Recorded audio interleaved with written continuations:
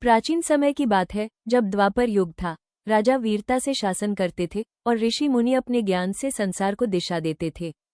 उसी समय एक शांत गुरुकुल में अरुणी नाम का एक बालक रहता था। वो बहुत ही आज्ञाकारी और समर्पित शिष्य था। उसके लिए धर्म यानी सत्य और कर्तव्य सबसे बड़ा था। एक दिन अचानक आसमान में काले बादल छा गए, तेज बारिश शुरू हो गई और गुरुकुल के पास के खेतों में पानी भरने लगा। गुरुजी ने सभी शिष्यों को बुलाया और कहा, कोई जाकर पानी को खेत में आने से रोके। लेकिन भयंकर तूफान देखकर सभी शिष्य घबरा गए। तभी अरुणी आगे बढ़ा और दृढ़ आवाज में बोला, गुरुजी, मैं जाऊंगा। वो तुरंत खेत की ओर दौड़ा और देखा कि मेड़ टूट चुकी है, पानी तेजी से अंदर आ रहा है। उसने बहुत कोशिश की, मिट्टी और पत्थरों से मेड़ को बंद करने की, लेकिन हर प्रयास असफल रहा। अंत में अरुणी खुद उस जगह पर लेट गया ताकि उसका शरीर पानी को रोक सके।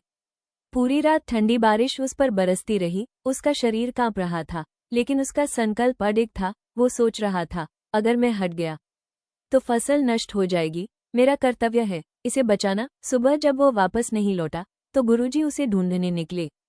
उन्होंने देखा, अरुणी खेत में पड़ा है, कमजोर, लेकिन अब भी पानी को रोक रहा है। ये देखकर गुरुजी की आंखें भर आईं। उन्होंने उसे उठाया और कहा, आज से तुम उद्दालक अरुणी कहलाओगे, जिसने कठिन परिस्थिति में भी धर्म निभाया। और उस दिन अरुणी बन गया सच्चे कर्तव्य और समर्पण का प्रतीक। चमकता सितारा सीख, सच्चा धर्म वही है जो कठिन समय में भी निभाया जाए। सभी बोलिए श्री राधे राधे।